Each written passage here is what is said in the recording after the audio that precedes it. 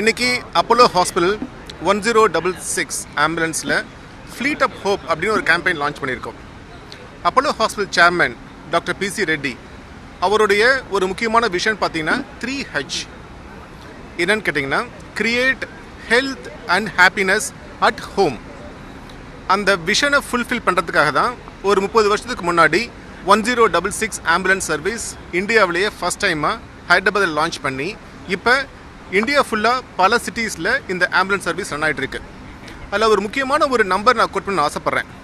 கடந்த 30 வருஷமாக அப்போலோவுடைய total ambulances 4.8 crore kilometre run பண்ணியிருக்கு இந்தியா முழுசுமே.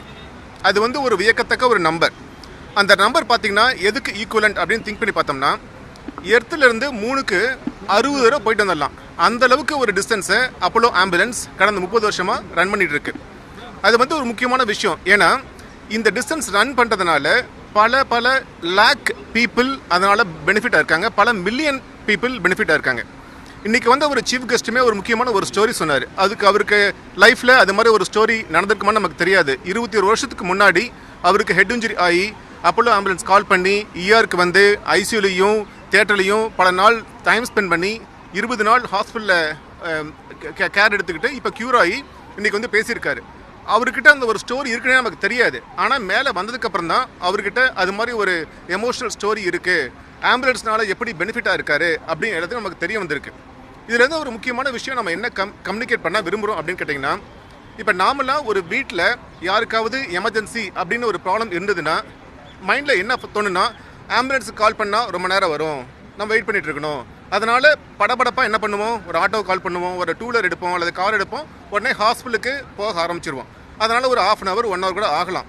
அது எந்த ஹாஸ்பிட்டல் போகிறோம் நமக்கு தெரியாது, எந்த அளவுக்கு குவாலிட்டி ஆஃப் கேருக்குன்னு தெரியாது. அந்த மைண்ட் செட்டை மக்கள் மாற்றணும் அப்படிங்கிறது தான் எங்களுடைய கேம்பெயினுடைய முக்கியமான ஒரு குறிக்கோள். ஏன்னு கேட்டிங்கன்னா, இப்போ பல எமர்ஜென்சி கண்டிஷன்ஸ்க்கு 1 மணி நேரம் கழித்து ட்ரீட்மெண்ட் ஸ்டார்ட் பண்ணால் ட்ரீட்மெண்ட் கரெக்டாக போகாது. அந்த ட்ரீட்மெண்ட் ஒரு 10 நிமிஷம் 15 நிமிஷத்துக்குள்ளே, அதாவது 1 மணி நேரத்துக்குள்ளே ஸ்டார்ட் பண்ணால் தான் அந்த கண்டிஷனுக்கு 100% ட்ரீட்மெண்ட் கிடைக்கும்.